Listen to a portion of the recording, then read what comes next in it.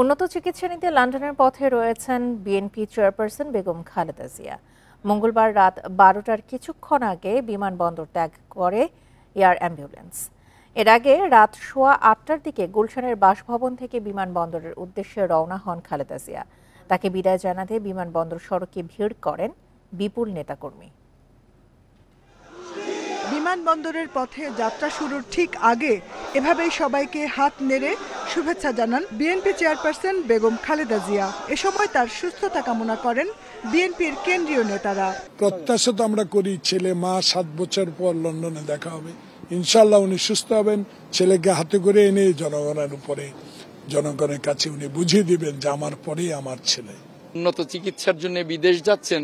আমি মনে করি বাংলাদেশের 18 কোটি মানুষ ম্যাডামকে দোয়া করছেন। ইনশাআল্লাহ অতি দ্রুতই উন্নত চিকিৎসা শেষে পরিপূর্ণ সুস্থ হয়ে দেশে ফিরবেন। খালেদা জিয়াকে বিদায় জানাতে গুলশানের বাসভবনের সামনে তৈরি হয় দলীয় নেতাকর্মীদের ভিড়। এতে গুলশান ছাড়তেই খালেদা জিয়ার গাড়ি বহরের বেশ কিছুক্ষণ সময় লাগে। একই অবস্থা তৈরি হয় বনানী আর বিমানবন্দর সড়কেও। এসব কারণে 7.5 কিলোমিটার পথ পাড়ি দিতে গাড়ি বহরের সময় লাগে 2.5 ঘন্টারও বেশি। রাত 11টার দিকে বিমানবন্দরে পৌঁছান বিএনপি চেয়ারপারসন বেগম খালেদা জিয়া। তার সঙ্গে রয়েছেন মেডিকেল বোর্ডের 6 চিকিৎসক, প্রয়াত আরাফাত রহমান কোকর স্ত্রী শর্মিলা রহমান সহ 15 জন। বুধবার লন্ডনের হিথ্রো এয়ারপোর্টে অবতরণের কথা রয়েছে খালেদা জিয়াকে বহনকারী বিমানের। এয়ারপোর্ট থেকেই তাকে নেওয়া হবে লন্ডন ক্লিনিকে। Jahanara Parvin, independent news, Dhaka. শাহজালাল আন্তর্জাতিক বিমানবন্দরে যাওয়ার পথে নেতাকর্মীদের শুভেচ্ছা ও ভালোবাসায় সিক্ত হলেন বিএনপি চেয়ারপারসন। তার গুলশানের বাসভবন থেকে বিমানবন্দর পর্যন্ত ছিল নেতাকর্মীদের ঢল। রাস্তার দুই পাশে দাঁড়িয়ে বিভিন্ন স্লোগান দিয়ে নেত্রীকে বিদায় জানান তারা। মঙ্গলবার রাত 8:15 হাজারো নেতাকর্মীর ঢল নামে বিএনপি চেয়ারপারসন বেগম খালেদা জিয়ার গাড়িবহরকে কেন্দ্র করে। গুলশান থেকে কাকুলি হয়ে বনানী, খিলক্ষেত থেকে শাহজালাল আন্তর্জাতিক বিমানবন্দর, পুরো রাস্তায় অবস্থান নেয় নেতাকর্মীরা। উদ্দেশ্য বিএনপি চেয়ারপারসনকে এক নজর দেখা। আমরা 5টার থেকে এখানে ওয়েট করতেছি, সন্ধ্যা 5টা থেকে আর কি। বেগম খালেদা জিয়া চিকিৎসার জন্য যাচ্ছে, এই জন্য আমরা এখানে তার জন্য অপেক্ষা করছি। আমরা ওনাকে বিদায় দেওয়ার জন্য আজকে এখানে উপস্থিত হয়েছি। গণতন্ত্রের মানুষ কন্যা বেগম খালেদা জিয়ার সুচিকিৎসা ব্যবস্থা হয়েছে দীর্ঘদিন লড়াই সংগ্রামের পরে। আমরা তার এখান থেকে সুস্থ শরীরে বিদায় করার জন্য আমরা এখানে অপেক্ষা করতেছি। ফ্যাসিবাদের কবল থেকে মুক্ত হয়েছেন খালেদা জিয়া। শত বাধা পেরিয়ে চিকিৎসার জন্য বিদেশ গেলেন। এতে আবেগতাড়িত নেতাকর্মীরা। নেত্রীকে দেখার জন্য আসছি আমরা সবাই, তাকে বিদায় দেওয়ার জন্য। সে যেন সুস্বাস্থ্য কামনা করে, মানে ট্রিটমেন্ট শেষ করে যেন দেশে ফিরে আসতে পারে। সুস্থতার জন্য যে উদ্দেশ্যে যাচ্ছে এবং বাংলাদেশে জানি সে উদ্দেশ্যে আবার সফল করে ফিরে আসতে পারে, এই দোয়াই কামনা করছি। যেন সুস্থ হয়ে বাংলাদেশে ফিরে আসতে পারে, ইনশাআল্লাহ নির্বাচন করে বাংলাদেশের প্রধানমন্ত্রী হয়ে আবার যেন প্রধানমন্ত্রী হতে পারে, সেই দোয়া কামনা করছি। উনি বিগত 17 বছর বিদেশে চিকিৎসা পাননি, এই উদ্দেশ্যে আজ আমরা স্বাধীনভাবে তাকে নিয়ে যাচ্ছি বিদেশি চিকিৎসা করার জন্য। নেতাকর্মীদের ভালোবাসায় সিক্ত হয়ে লন্ডন গেলেন খালেদা জিয়া। পুরো রাস্তা জুড়ে ছিল আইন শৃঙ্খলা বাহিনীর কড়া নিরাপত্তা। রেজওয়ানুল হক, ইন্ডিপেন্ডেন্ট নিউজ, ঢাকা। দেশ ও গণতন্ত্র রক্ষায় সবাইকে ঐক্যবদ্ধ থাকার আহ্বান জানিয়েছেন বিএনপি চেয়ারপারসন বেগম খালেদা জিয়া। পাশাপাশি নিজের সুস্থতার জন্য দেশবাসীর কাছে দোয়া চেয়েছেন তিনি। মঙ্গলবার রাতে শাহজালাল আন্তর্জাতিক বিমানবন্দরে বিএনপি চেয়ারপারসনকে বিদায় জানিয়ে দলটির মহাসচিব মির্জা ফখরুল ইসলাম আলমগীর এসব কথা বলেন। চিকিৎসার জন্য লন্ডনে গেছেন, এটা আল্লাহর কাছে শুকরিয়া জানাচ্ছি। একই সঙ্গে আমরা আশা করছি যে সুচিকিৎসা করে দেশনেত্রী বেগম খালেদা জিয়া আবার দেশের মানুষের কাছে ফিরে আসবেন। যাওয়ার সময় তিনি আবারও বলেছেন যে আপনি সকলকে বলবেন গণমাধ্যমের মাধ্যমে দেশবাসীকে যে তারা যেন আমার জন্য দোয়া করেন। বিএনপি চেয়ারপারসন বেগম খালেদা জিয়াকে লন্ডনের হিথ্রো বিমানবন্দরে নিতে আসবেন দলের ভারপ্রাপ্ত চেয়ারম্যান তারেক রহমান। 7 বছর পর দেখা হচ্ছে মা ছেলের। খালেদা জিয়াকে আপাতত লন্ডন ক্লিনিকে ভর্তি করা হবে। সেখানে কিছুদিন চিকিৎসার পর যুক্তরাষ্ট্রের মেরিল্যান্ডে জনস হপকিন্স বিশ্ববিদ্যালয় হাসপাতালে তার চিকিৎসা নেওয়ার কথা রয়েছে। 2007 সালে ১/১১ প্রেক্ষাপটে রাজনৈতিক প্রতিহিংসার শিকার হয়ে অসুস্থ অবস্থায় উন্নত চিকিৎসার জন্য লন্ডন যান তারেক রহমান। এরপর থেকেই সেখানে অবস্থান করছেন তিনি। এরপর আওয়ামী লীগ সরকার ক্ষমতায় আসার পর একাধিক মামলায় সাজা দেয়া হয় খালেদা জিয়াকে। তাকে কারাগারে রাখা হয় 2 বছর। এ সময় অসুস্থ হয়ে পড়লে তাকে কয়েক দফা হাসপাতালে ভর্তি করা হয়। Khaleda Zia liver cirrhosis, kidney, heart, diabetes, arthritis সহ নানা শারীরিক অসুস্থতার মাত্রা বাড়তে থাকলে তাকে কয়েক দফা আইসিইউতে ভর্তি করা হয়। চিকিৎসকদের পরামর্শে উন্নত চিকিৎসার জন্য বিদেশে নেয়ার চেষ্টা করেও আওয়ামী লীগ সরকারের অনুমতি পাননি তিনি। কয়েক দফা পরিবারের পক্ষ থেকে বিদেশে যাওয়ার আবেদন করা হয়, তবে অনুমতি মেলেনি। অবশেষে ছাত্র জনতার গণ অভ্যুত্থানের মুখে হাসিনা সরকারের পতনের পর মুক্তি পান খালেদা জিয়া। উন্নত চিকিৎসার জন্য কাতারের আমিরের পাঠানো বিশেষ এয়ার অ্যাম্বুলেন্সে যাচ্ছেন লন্ডনে। সেখানে 7 বছর পর তার দেখা হবে তারেক রহমানের সঙ্গে। এর আগে 2017 সালে চিকিৎসার জন্য লন্ডনে গিয়েছিলেন তিনি। খালেদা জিয়াকে লন্ডনের হিথ্রো বিমানবন্দরে নিতে আসবেন তারেক রহমান ও তার স্ত্রী ডাক্তার জোবায়েদা রহমান। বিএনপি নেতারা বলছেন, মা ছেলের দীর্ঘ কাঙ্ক্ষিত সাক্ষাতে দেশ দল ছাড়াও ভবিষ্যতের রাজনীতি নিয়ে অনেক কথাবার্তা হতে পারে। তাদের প্রত্যাশা চিকিৎসা শেষে সুস্থ হয়ে দ্রুত দেশে ফিরবেন তিনি। নূরে আলম, ইন্ডিপেন্ডেন্ট নিউজ, ঢাকা। রাজনৈতিক দলগুলো একমত হলে আগামী ডিসেম্বরে জাতীয় নির্বাচন। প্রধান উপদেষ্টার প্রেস সচিব শফিকুল আলম এই আভাস দেন। সাফ জানান, ছাত্র জনতার অভ্যুত্থানে যারা গুলি চালিয়ে হত্যা করেছে তাদের রাজনীতি করার অধিকার নেই। রাজধানীর কৃষিবিদ ইনস্টিটিউটে এক আলোচনা সভায় তিনি এসব কথা বলেন। রাজনীতির অভিমুখ, সংস্কার ও নির্বাচন নিয়ে কৃষিবিদ ইনস্টিটিউটে আলোচনা সভার আয়োজন। এতে অংশ নেন রাজনীতিবিদ, জ্যেষ্ঠ সাংবাদিক ও সরকারের ঊর্ধ্বতন কর্মকর্তারা। আলোচনায় উঠে আসে জুলাই গণ অভ্যুত্থানের প্রেক্ষাপট, আইন শৃঙ্খলা পরিস্থিতি, দ্রব্যমূল্য, চাঁদাবাজি, গণমাধ্যম সুরক্ষা আইন, সংস্কার ও নির্বাচন। আগে সংস্কার না আগে নির্বাচন, কিংবা নির্বাচনের আগে কতখানি সংস্কার এবং কতখানি সংস্কার সম্ভব, এইটা রয়েছে। এই ধোঁয়াটা কাটিয়ে কোন গতিমুখটা, কোন গতিপথটা প্রধান হয়ে উঠবে সেটা ভাবার বিষয়। আলোচনায় সংস্কার নিয়ে বিএনপির অবস্থানও তুলে ধরা হয়। গণ অভ্যুত্থানে 9 দফা 8 দফা সবকিছু হয়ে তরুণরা শেষ পর্যন্ত যে এক দফায় উপনীত হয়, চূড়ান্ত আন্দোলন হয়, ফ্যাসিবাদের পতন হয়, শেখ হাসিনা পালিয়ে যায় এক দফার উপর ভিত্তি করে। সেই এক দফা কিন্তু আমাদের তারুণ্যের অহংকার বলছেন, যারা তারেক রহমানই ঘোষণা করেছেন। এ সময় আগামী নির্বাচন নিয়ে ধারণা দেন প্রধান উপদেষ্টার প্রেস সচিব শফিকুল আলম। খোলাসা করেন গণ অভ্যুত্থানের ঘোষণাপত্র নিয়েও। পলিটিক্যাল পার্টিরা যদি চান যে না আমরা খুব বেশি রিফর্ম চাচ্ছি না, এমন কিছু রিফর্ম যেটা দিয়ে আমি ইলেকশনটা করে ফেলবো, তাহলে আমরা বলছি যে ডিসেম্বরের মধ্যে ইলেকশন হবে। ছাত্র জনতার আন্দোলনে খুনের সাথে জড়িতদের রাজনীতি করতে দেওয়া হবে না বলেও জানান শফিকুল আলম। রেজওয়ানুল হক, ইন্ডিপেন্ডেন্ট নিউজ, ঢাকা।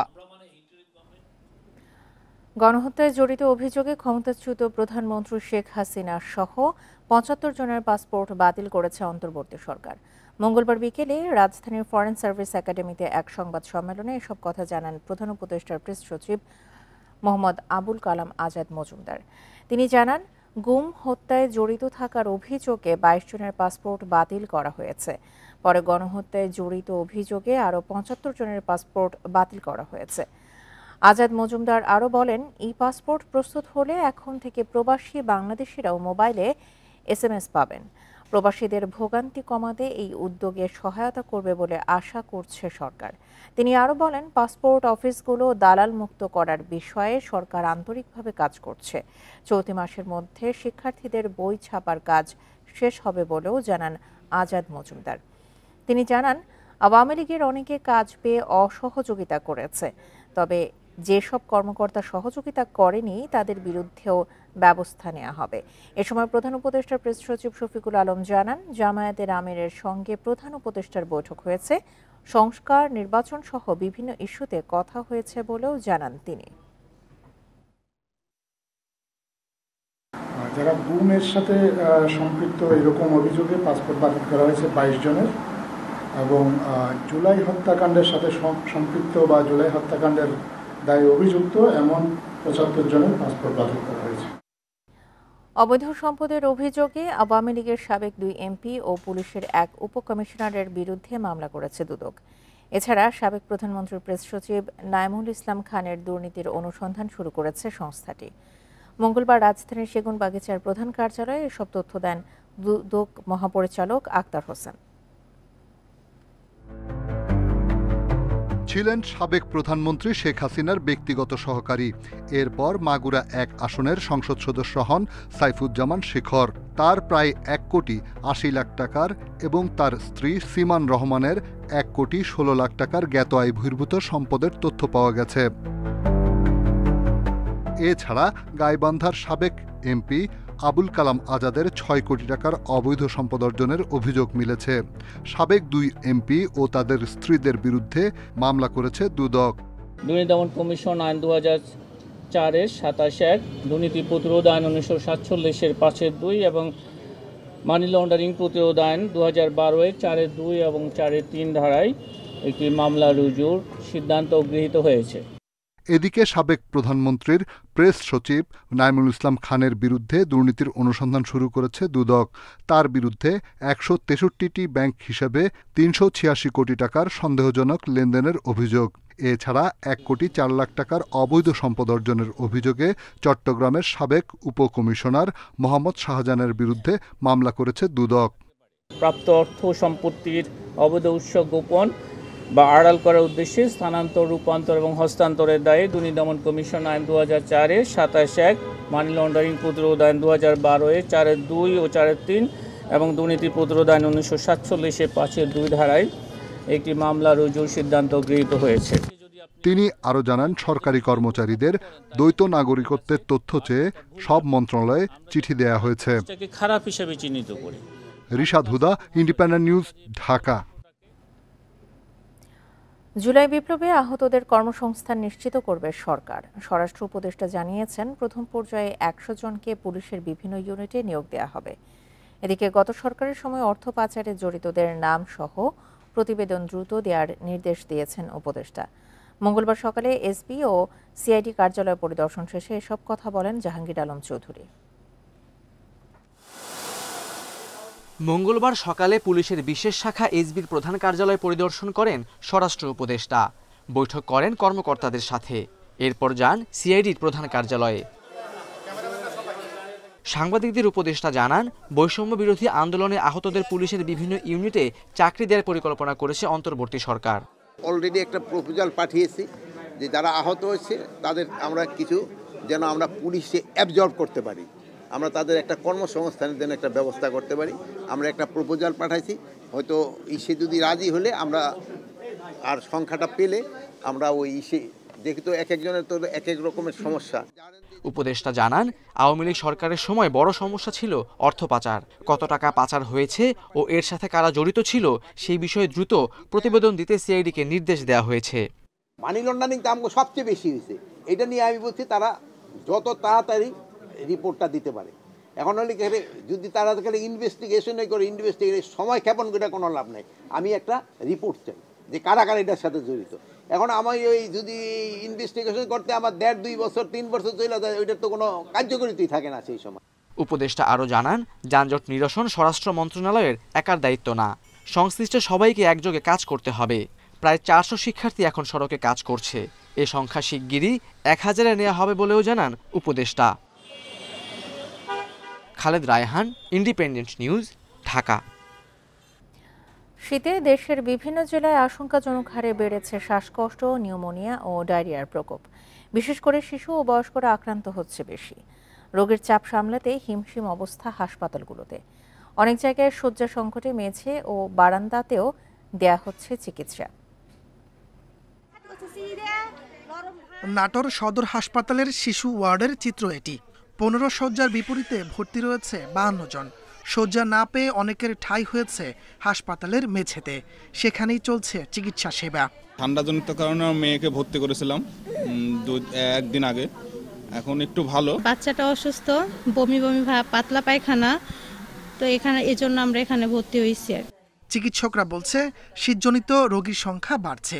গত কয়েকদিনে রোগী বেড়েছে কয়েক গুণ। যাদের অ্যাজমা আছে আগে থেকেই, যাদের শ্বাসকষ্ট, নিউমোনিয়া ইত্যাদি রোগ আগে থেকেই নোন কেস, জানা কেস, তাদেরকে আমি বলবো আগে থেকেই ডাক্তারের পরামর্শ নিয়ে সেই মোতাবেক চলার জন্য। একই পরিস্থিতি লক্ষ্মীপুর সদর হাসপাতালেও। গড়ে প্রতিদিন 35 থেকে 40 জন শিশু ভর্তি হচ্ছে হাসপাতালে। গত এক সপ্তাহে চিকিৎসা নিয়েছেন 80 জন। বহির্বিভাগেও প্রতিদিন চিকিৎসা নিচ্ছে 800 রোগী।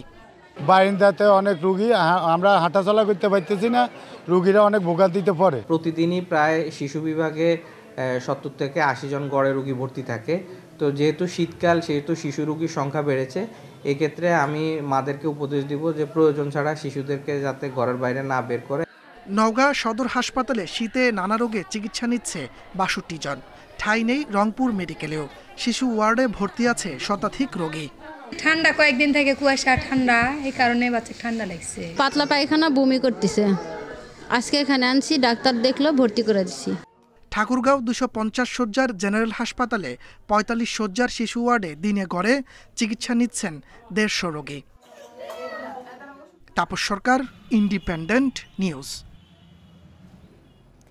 শীত পরিস্থিতির আরো খবর জানাতে নাটোর ও ঠাকুরগাঁও থেকে যোগ দিচ্ছেন আমাদের সহকর্মীরা। শুরুতেই যাচ্ছি নাটোরে, সেখান থেকে জানাবেন সহকর্মী বাপ্পি লাহিড়ী। বাপ্পি, নাটোরে কি অবস্থা দেখতে পাচ্ছেন শীতের? আজকে তাপমাত্রা কত রয়েছে, আর হাসপাতালগুলোতে রোগীর সংখ্যা কেমন, চাপ কি পরিমাণে রয়েছে? আসলে গত 2 দিন কিন্তু নাটোরের তাপমাত্রাটা একটু বেশি ছিল, অর্থাৎ প্রায় 13.5 ডিগ্রি সেলসিয়াস তাপমাত্রা কিন্তু নাটোরে অবস্থান করছিল। গত রাত থেকে কিন্তু যে পরিমাণে আসলে ঝড়ো হাওয়া বইছে, তারপর থেকে কিন্তু আসলে শীতের প্রকোপটা আবার বৃদ্ধি পেয়েছে, যার কারণে নাটোরের হাসপাতালে কিন্তু আবার আজকে সকালে আমি দেখেছি আসলে বেশ কয়েকজন শিশু রোগীকে আসলে হাসপাতালে ভর্তি করতে, তাদের যে শীতজনিত রোগের সমস্যা হওয়ার কারণে। এর বাইরে যাই আমি এখন বলি যে আসলে কি পরিমাণ রোগী এই হাসপাতালে ভর্তি হয়েছে। এই নাটোর সদর হাসপাতালটা কিন্তু আসলে প্রকৃতপক্ষে 100 শয্যার হাসপাতাল। এই হাসপাতালটিকে 250 শয্যা উন্নীত করা হয়েছে, যদিও এই হাসপাতালটিকে এখনো উদ্বোধন করা হয়নি। তারপরেও কিন্তু আসলে যে এই 100 শয্যার হাসপাতাল থেকে 250 শয্যার হাসপাতাল, সেই হাসপাতালে কিন্তু আসলে ভরপুর রোগীতে পরিণত রয়েছে এখনো, যার কারণে কিন্তু আসলে নতুন যে ভবনটি হচ্ছে সেই ভবনটিও কিন্তু ব্যবহার করছে এই হাসপাতাল কর্তৃপক্ষ। যেহেতু 100 শয্যার হাসপাতালে যে স্থান সংকুলন হওয়ার কারণে কিন্তু তারা নতুন ভবনটি ব্যবহার করছে। এর বাইরে কিন্তু সেটা যেমন আমাদের এখানে কিন্তু আসলে শিশু ওয়ার্ডে এখন 15 জন রোগী, শিশু রোগী থাকার কথা, সেখানে কিন্তু প্রায় তার 4 গুণ বেশি, অর্থাৎ প্রায় 60 জন রোগী কিন্তু এখনো ভর্তি আছেন। এর বাইরে যে ডায়রিয়া ওয়ার্ড গুলো রয়েছে বা সাধারণ পুরুষ ওয়ার্ড রয়েছে, সেই পুরুষ ওয়ার্ড আসলে প্রত্যেকটা ওয়ার্ডেই কিন্তু আসলে তার মানে যে পরিমাণ থাকার কথা তার ডবলের মানে বেশি রোগী কিন্তু এখন পর্যন্ত এখানে চিকিৎসা নিচ্ছেন, যে কারণে আসলে এখানকার চিকিৎসকেরা কিন্তু প্রতিনিয়ত হিমশিম খাচ্ছেন বলে আমাদেরকে জানিয়েছেন যে তার যে লোকবল, সেই লোকবলের হিসাবে কিন্তু তারা আসলে সঠিকভাবে এই স্বাস্থ্যসেবা এখানে দিতে পারছে না। কারণ একটা ওয়ার্ডে যে পরিমাণে একজন রোগী এবং 3 জন সেবিকা থাকার কথা, যে রোগীদের সেবা দিবে সেই তার থেকে 3 গুণ বা 4 গুণ করে রোগী থাকার কারণে তারা সমস্যা পড়ছে। সব মিলে নাটোরে আসলে শীতের কারণে কিন্তু আসলে প্রতিনিয়ত রোগীর সংখ্যা বৃদ্ধি পাচ্ছে। আমরা যেটা দেখেছি এই কারণে ডাক্তাররা বলছে আসলে আপনার বাড়িতে প্রাথমিকভাবে আপনার স্বাস্থ্যসেবা নিয়ে তারপরে অতিরিক্ত হলে আপনারা আসেন। বাপি, আপনি আমাদের সঙ্গে থাকুন। এবার আমরা যাচ্ছি ঠাকুরগাঁওয়ে, সেখান থেকে জানাবেন আমাদের সহকর্মী মোহাম্মদ শামসুজ্জোহা। শামসুজ্জোহা, ঠাকুরগাঁও সহ আশপাশের যে উত্তরাঞ্চলের যেসব জেলাগুলো রয়েছে সেগুলোতে শীতের কি অবস্থা দেখতে পাচ্ছেন? আর আমরা যেমনটি নাটোরের তথ্য শুনছিলাম, হাসপাতালগুলোতে সেখানে কি অবস্থা?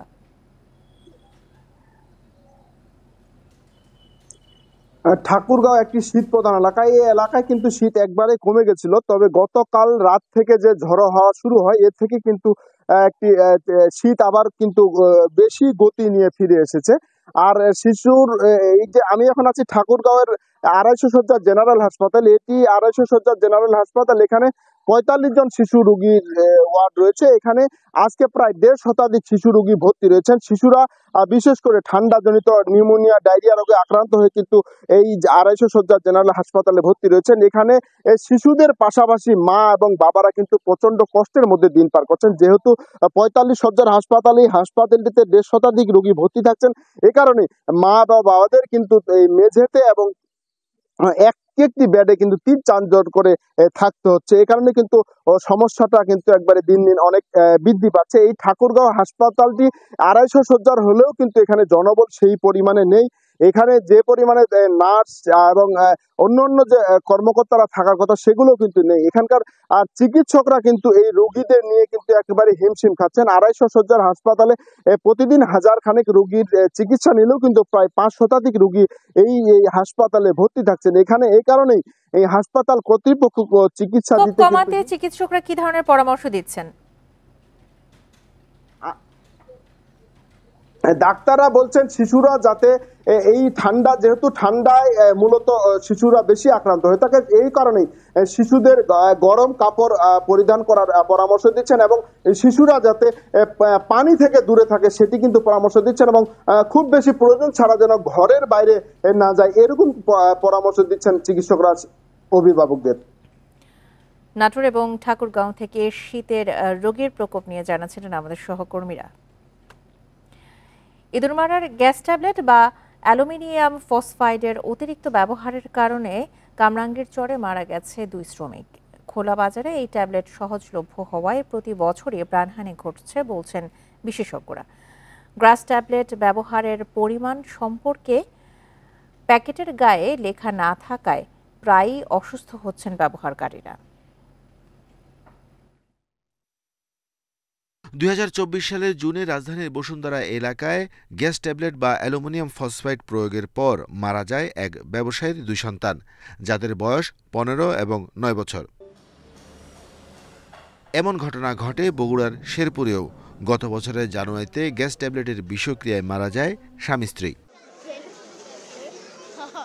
সর্বশেষ ঢাকার কামরাঙ্গী চরে গ্যাস ট্যাবলেটের বিষক্রিয়ায় মারা যায় 2 শ্রমিক। ঘটনাস্থলের ভিডিও ফুটেজে দেখা যায় 20 স্কয়ার ফিটের ঘরে অন্তত 40টি গ্যাস ট্যাবলেট দিয়েছিল তারা।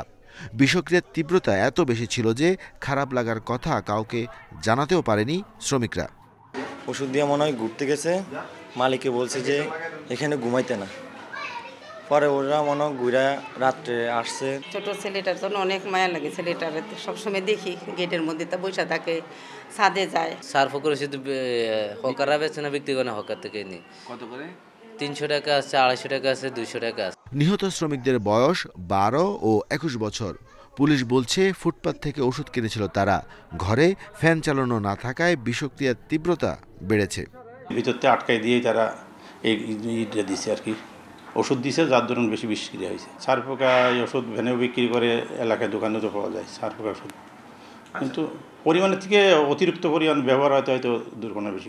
বিশেষজ্ঞরা বলছেন অ্যালুমিনিয়াম ফসফাইড বিষ খোলা বাজারে বিক্রির অনুমতি দেয়াই অপরাধ। একটা ভেজাল সাবস্টেন্স হইতে পারে যেটা হলো হাইলি টক্সিক মানুষের জন্য, সেই কারণে এই ধরনের দুর্ঘটনাগুলো ঘটতে পারে। আর এটা খোলা বাজারের জিনিস না, যে কোনো কেমিক্যালসে বিক্রি করার আগে আপনার লাইসেন্স থাকতে হবে এবং লাইসেন্স যাদের আছে তারাই শুধু বিক্রি করতে পারবে। বিষক্রিয়া ছাড়া এই ট্যাবলেট ব্যবহার করে আত্মহত্যার প্রবণতাও আশঙ্কাজনকভাবে বেড়েছে। Arafatur Rahman, independent news, Dhaka. বাংলাদেশে এখন বিনিয়োগের জন্য স্থিতিশীল অবস্থা রয়েছে বলে মনে করেন ইউরোপীয় বিনিয়োগ ব্যাংকের ভাইস প্রেসিডেন্ট নিকোলা বিয়ার। পররাষ্ট্র উপদেষ্টার সঙ্গে বৈঠক শেষে ব্রিফিংয়ে তিনি বলেন, নির্বাচন ও ক্ষমতার পালাবদলের বিষয়টি নির্ভর করে বাংলাদেশের জনগণের উপর। 3 দিনের সফরে ঢাকায় পৌঁছেই মঙ্গলবার বিকেলে পররাষ্ট্র মন্ত্রণালয়ে উপদেষ্টা তৌহিদ হোসেনের সঙ্গে বৈঠক করেন তিনি।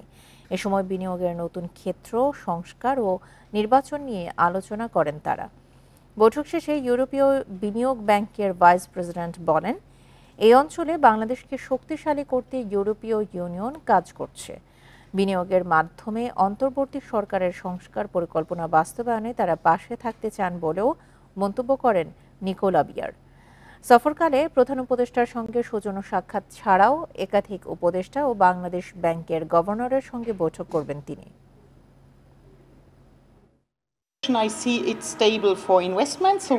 বাংলাদেশে বিনিয়োগের স্থিতিশীল পরিবেশ রয়েছে। জ্বালানি, নিরাপদ পানি ও স্যানিটেশন সহ নতুন খাতে বিনিয়োগে আগ্রহী আমরা। সেই সম্ভাবনাগুলো খতিয়ে দেখার জন্য এসেছি। এদেশে কবে নির্বাচন হবে তা ঠিক করবে জনগণ। তাদের মতামতই হবে ক্ষমতার পালাবদল। দেশের ব্যাংক খাত ও অর্থনীতিতে সৃষ্টি হওয়া আতঙ্ক অনেকটাই কেটে গেলেও গত 5 মাসের অর্জনে খুব খুশি নয় বাংলাদেশ ব্যাংক। মঙ্গলবার এক সংবাদ সম্মেলনে এই কথা বলেন কেন্দ্রীয় ব্যাংকের মুখপাত্র। বলেন, চলতি বছরের শেষেই জানা যাবে কোন দেশে কোন ব্যাংকের মাধ্যমে কি পরিমাণ টাকা পাচার হয়েছে। তিনি আরও বলেন, মূল্যস্ফীতি নিয়ন্ত্রণে না আসা পর্যন্ত নীতি সুদ হার বাড়ানো হবে।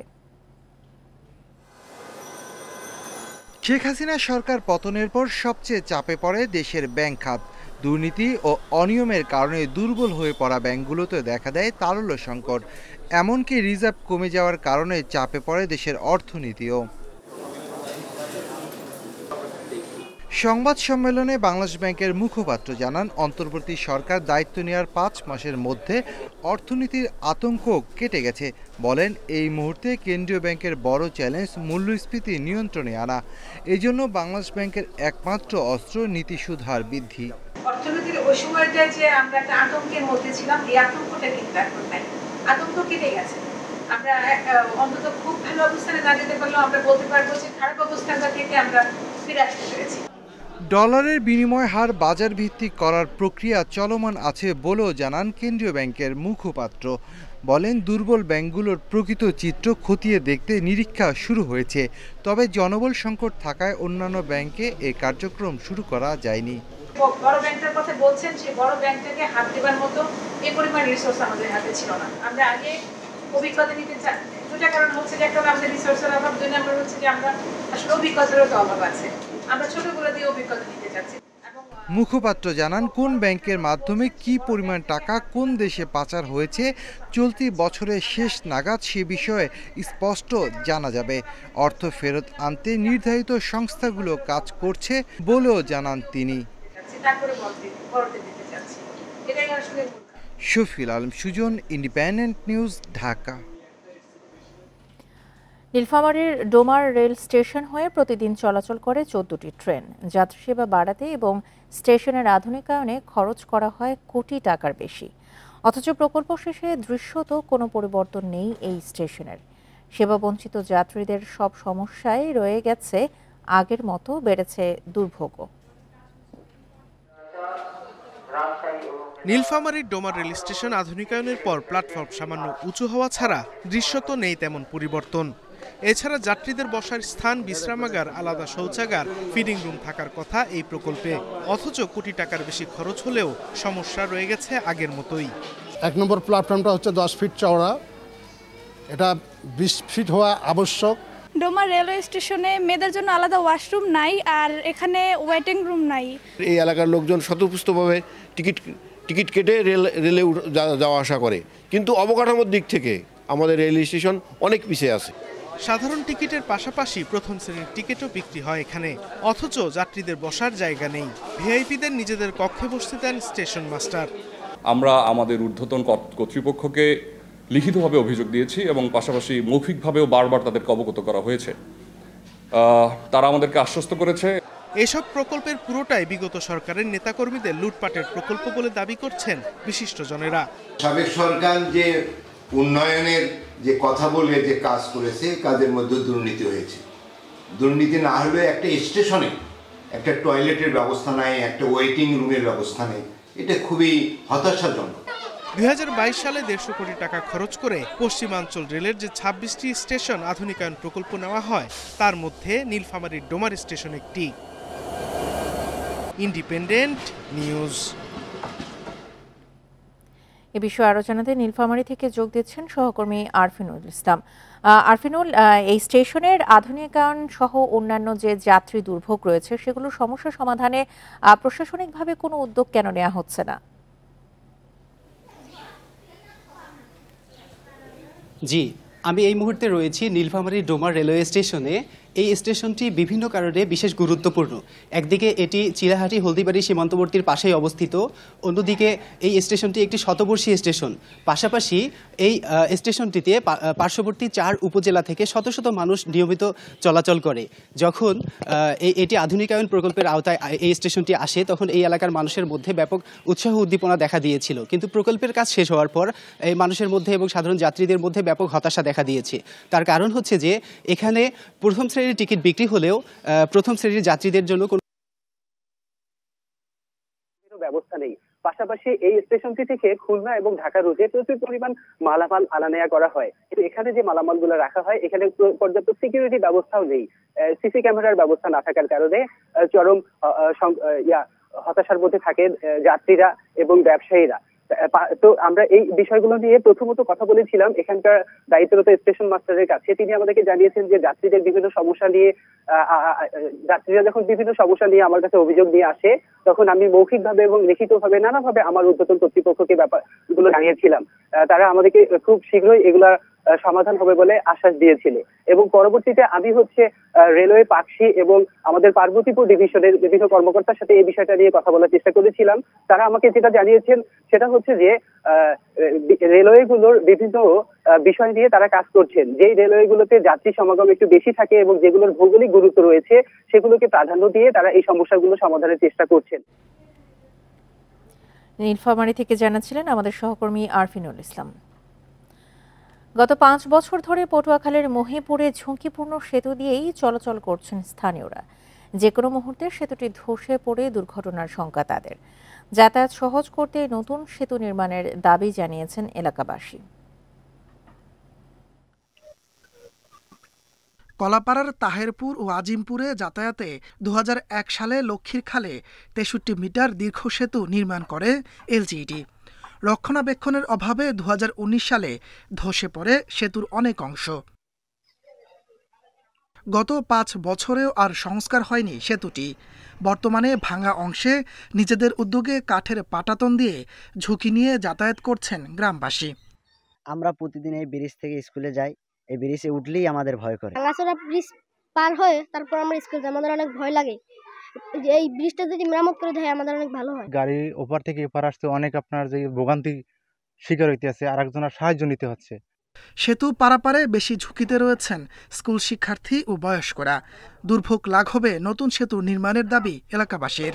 ব্রিজটা অনেক ভাঙ্গা, এই জন্য গাড়ি নিয়ে ওপার যাইতে পারি না। লোক এই জায়গায় নামাই দিয়ে লোক ওপার হাঁটতে যায়, ব্রিজের উপর দিয়ে আমরা গাড়ি ঘুরাইয়া তারপরে চলে যাই। রাত বিকাল আমরা যখন হাঁটি তখন ভয় লাগে যে কোন সময় এই ভাঙল থেকে পড়িয়ে যায়। এলজিইডির কর্মকর্তারা জানিয়েছেন নতুন সেতু নির্মাণের প্রস্তাবনা পাঠানো হয়েছে মন্ত্রণালয়ে। এই ব্রিজটা এবং আরো কিছু ব্রিজ আমরা লিস্ট করে ঝুঁকিপূর্ণ হিসেবে আমরা আমাদের পটুয়াখালী এক্সএন অফিসে স্যারের নিকট প্রেরণ করেছি। তো আশা করি যে পরবর্তীতে আমাদের কোনো প্রকল্প থেকে সেই ব্রিজগুলোকে নতুন করে করা হবে। প্রতিদিন এই সেতুটি ব্যবহার করে কয়েক গ্রামের মানুষ। জনদুর্ভোগ কমাতে দ্রুত পদক্ষেপ নেওয়ার দাবি তাদের। Independent news. আর ছিল এখনকার মতো ইন্ডিপেন্ডেন্ট সংবাদে। ইন্ডিপেন্ডেন্ট টেলিভিশনের সব খবর আরও বিস্তারিত জানতে চোখ রাখুন ফেসবুক, ইউটিউব এবং ধন্যবাদ সবাইকে। আমন্ত্রণ পরের আয়োজন।